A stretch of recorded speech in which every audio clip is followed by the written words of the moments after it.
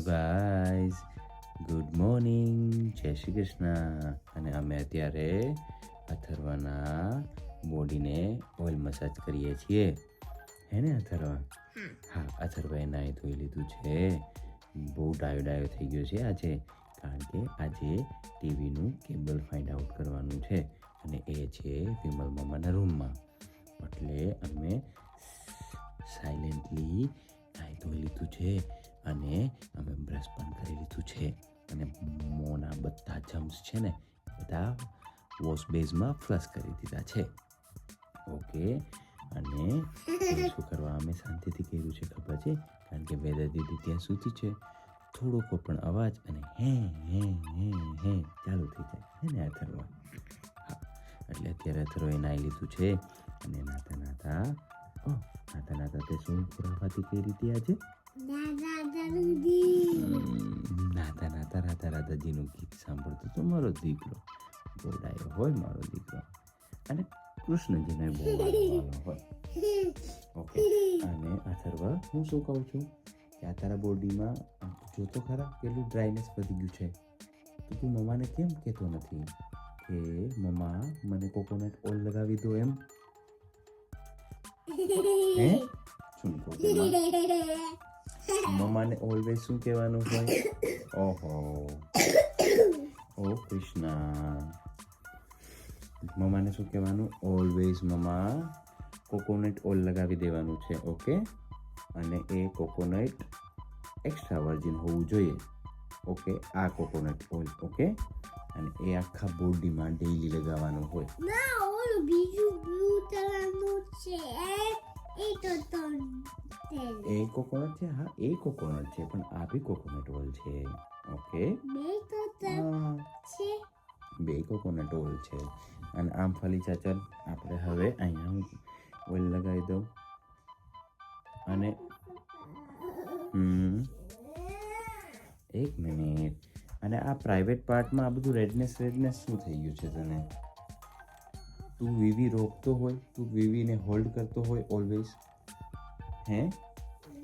VV ક્યારે hold નહીં કરવાનું. ઓકે, મમ્મા પાપાને કહેવાનું કે મમ્મા મને વીવી લાગી છે. ઓકે, અથવા તો પાપા મને વીવી લાગી છે, અથવા તો મમ્મા પાપા કોઈ ના હોય ત્યારે કોઈને બી કહી દેવાનું કે ભાઈ મને વીવી લાગી છે, મારે વોશરૂમ જવું છે, મારે ટોયલેટ જવું છે. ઓકે, તું હોલ્ડ કરીશ તો શું થશે? બહુ બધા જીવલા થશે પેટમાં અને બહુ પછી હોસ્પિટલે જવું પડશે.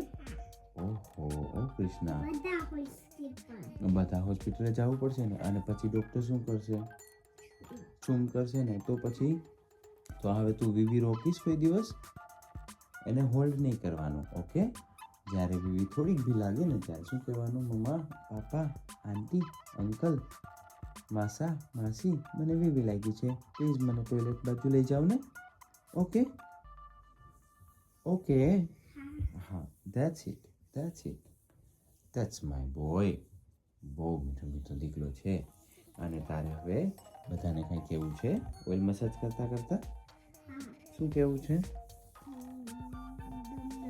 ધમધમતા કેવું છે?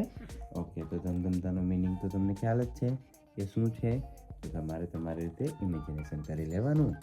ઓકે, હા, અને હવે આજે તારું જ ફોન છે મારો દીકરો, આ બધું તારું જ છે. પાપા તારા જ છે, બધું તારું જ છે. કૃષ્ણજી તારા જ છે ને મારા રાધાજી તારા જ છે. આખી દુનિયા એ તારી છે. ઓકે, અને હવે તું ઓઇલ મસાજ કરીને તું શું જમવાનો હોય? મમ્મા તારા માટે શું બનાવવાની હોય? બ્રેડ? નો બ્રેડ ટુડે, નો બ્રેડ. હમણાં આવોકાડો ટોસ્ટ તો તે હમણાં જ ખાતા હતા 2 દિવસ પહેલા તે. તો આજે કંઈક સ્ટફ પરાઠા બનાવવાની છે મમ્મા. હા, એ સ્ટફ પરાઠા કે ગોભીના પરાઠા? હા. ઓહો, પેલા આપણી બાજુમાં પેલા પંજાબી ફેમિલી છે ને પંજાબના, એ આંટી બહુ મસ્ત ગોભીના પરાઠા બનાવતા હોય. ઓહો, એ અવિકા અને આયાસના દાદી નથી? માસીજી છે ને હા એ ઇન્ડિયાથી આવ્યા છે ને પંજાબથી હા એ ગોબીના પરાઠા બહુ નાઇસ બનાવતા હોય એટલે એ અથર્વને અને મમ્માને બહુ ભાવતા હોય ઓહો ઓ કૃષ્ણ કેટલી શરદી થઈ ગઈ હોય તો એ બહુ ભાવતા હોય કે નહીં મમ્માને અને અથર્વને તો ખાસ તો મમ્મા ગોબીના પરાઠા રેડી થઈ ગયા છે કે હજી બાકી છે ઓહ આલુ કે પરાઠે ઓહો અહીંયા અમારે વિડીયો ચાલુ છે ઓકે અને અમે મસાજ કરીએ છીએ હા હવે અમે એવું વિચાર્યું છે કે સ્પેશિયલ ટાઈમ તો કોઈ દિવસ નહીં મળે આ જીવનમાં તો પછી અમે કામ કરતાં કરતાં જ વિડીયો ઉતારશું અને તો જ કરવું પડશે એક જ મિનિટ પહેલાં ટી શર્ટ પહેરવાનું છે ઓકે પછી તું મમ્માને હેલ્પ કરાવીશ તું પરાઠા બનાવવામાં અને એમની પહેલાં આપણે શું કરવાનું હોય જેવાલા કરવાનું હોય ઓકે તો તું જેવાલા કરી લઈશ ને પહેલાં માતાજીના દીવા કરવા પડે ને સવારમાં માતાજીને પણ ભોજનની જરૂર છે માતાજીને પણ તારા પ્રેમની જરૂર છે ઓકે તો સૌથી પહેલાં આપણે શું કરવાના હોય માતાજીને યાદ કરવાના હોય શ્રી કૃષ્ણજીને અને રાધાજીને યાદ કરવાના હોય ઓકે અને પછી આપણે મસ્તીના પરાઠા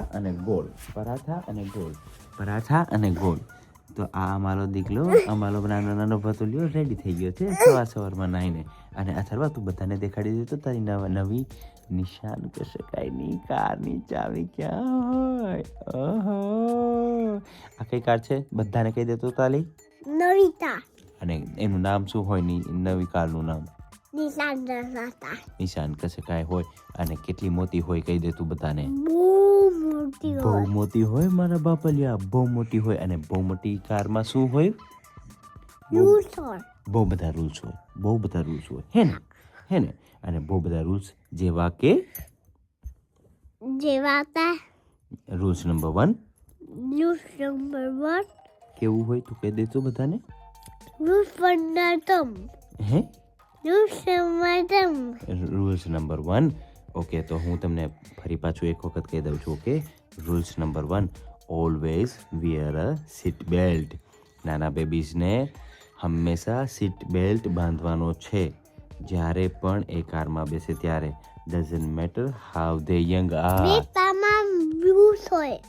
મારી જૂની ટામાં અને મારી નવી ટામાં બી જોયું અહીંયા યુકે આવીને કેટલું ફાટફાટું છે અથર્વનું એક જૂની કાર છે અને એક નવી કાર છે અને એ એક ચૂલની જૂની કાર નવી કાર છે ઓ નાની વાત નથી કરતા અમે એક ચૂલમાં છે એક ચૂલમાં આવો ક્યારેક આ બાજુ હોમવુડ બાજુ તમને દેખાડીએ અમે હે ને અને રૂલ્સ નંબર